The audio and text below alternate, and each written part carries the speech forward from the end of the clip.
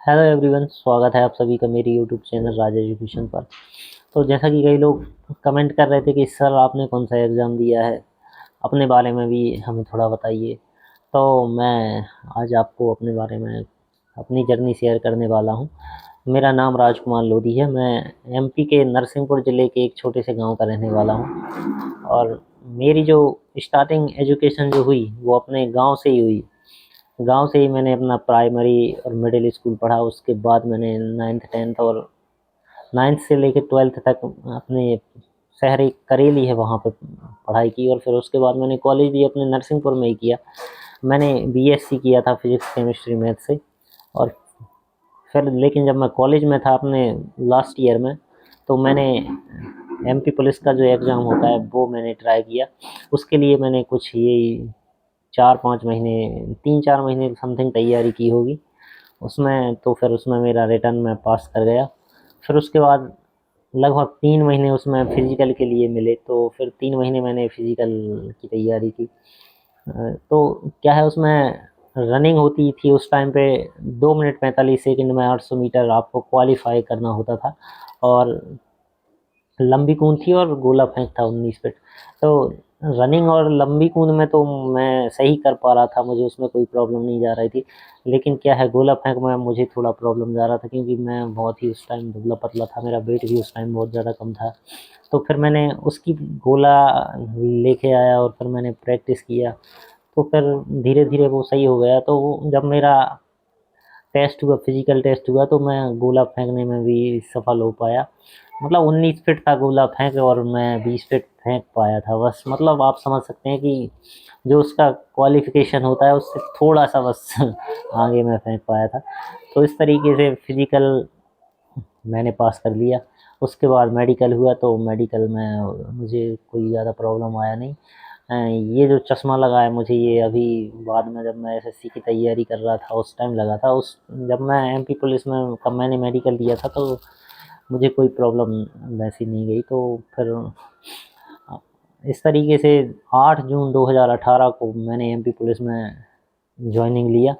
मतलब 2017 वाली भर्ती थी वो। दो जो पहला पेपर रिटर्न एग्ज़ाम हुआ था वो लगभग अगस्त 2017 में हुआ था। और जॉइनिंग 8 जून 2018 को हुई। तो फिर मैंने एमपी पुलिस ज्वाइन करने के बाद मैंने तैयारी रेलवे के लिए अपना तैयारी स्टार्ट किया। कि मेरा ये था कि मैं रेलवे एनटीपीसी या फिर कोई और एग्ज़ाम होता है वो तैयारी करूँगा, क्योंकि एसएससी का उस टाइम मेरे दिमाग में ये नहीं था। क्योंकि मुझे ये था कि मैं इंग्लिश की तैयारी नहीं कर पाऊँगा, क्योंकि मैं हमेशा से हिंदी मीडियम से ही पढ़ा था और इंग्लिश मैंने कभी पढ़ा नहीं था। और इंग्लिश इंग्लिश में मैं उतना अच्छा था भी नहीं। स्कूल में जो एक सब्जेक्ट इंग्लिश का होता था वो कैसे भी थोड़ा बहुत याद करके पास कर लेता था, ठीक ठाक मार्क्स ले आता था, लेकिन इंग्लिश उस लेवल की नहीं थी। तो फिर उसके बाद मैं रेलवे की तैयारी कर रहा था। 2019 में रेलवे एनटीपीसी का एग्ज़ाम फॉर्म भी आया, तो मैंने वो फॉर्म भरा। लेकिन उसका एग्ज़ाम हुआ नहीं टाइम पे, वो डिले होता गया। तो फिर मेरे दिमाग में आया कि यार इससे अच्छा तो मैं कुछ और तैयारी कर लेता। अब एमपीएसआई भी उस टाइम आ नहीं रही थी, तो वो भी तभी से 2017 में ही आई थी शायद लास्ट टाइम। तब से ना एमपीएसआई आया और रेलवे का एनटीपीसी का एग्ज़ाम फॉर्म आया था वो भी डिले होता गया। तो फिर और मैंने सर्च किया कि और कि कौन से एग्ज़ाम की तैयारी कर सकते हैं, तो यूट्यूब से ही मुझे पता चला कि एसएससी सीजीएल भी एक एग्ज़ाम होता है। तो फिर मैंने उसका सिलेबस देखा। तो मैथ, रीजनिंग और जीके जीएस जो उसमें आता है वो तो ठीक है मेरे लिए, वो तो कोई नया नहीं था। लेकिन इंग्लिश जो था वो मेरे लिए बहुत डिफ़िकल्ट था, क्योंकि मैंने तो कभी इंग्लिश ज़्यादा उस ध्यान नहीं दिया था। हिंदी मीडियम से पढ़ने वाला मैं स्टूडेंट था। फिर उसके बाद इंग्लिश की तैयारी के लिए मुझे बहुत ज़्यादा एफ़र्ट करना था। तो फिर मैंने यूट्यूब से ही अपनी तैयारी स्टार्ट की।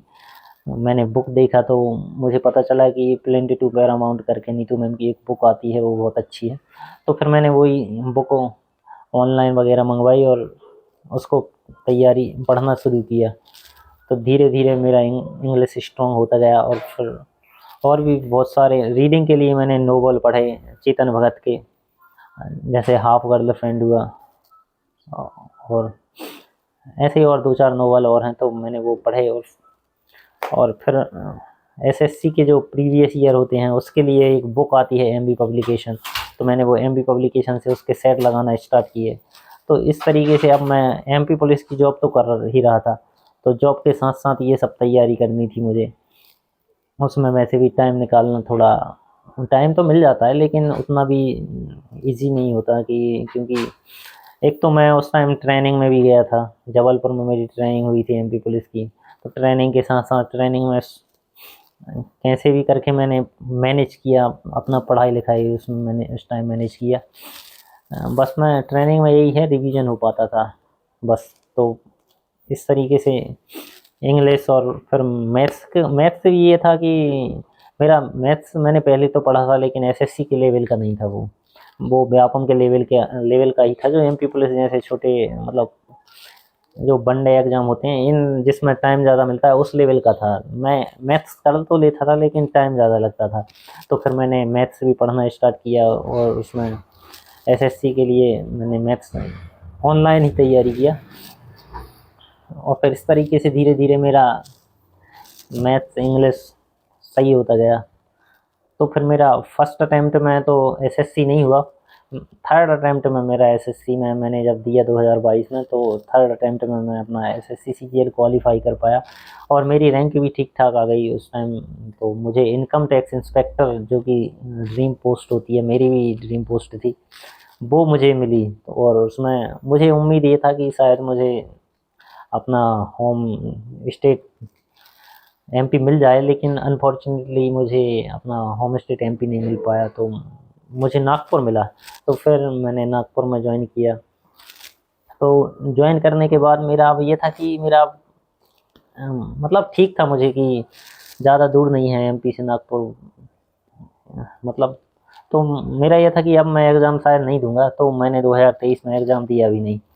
लेकिन फिर कुछ फैमिली प्रॉब्लम की वजह से मुझे ये हुआ कि यार अब मुझे अपने होम स्टेट में ही चाहिए।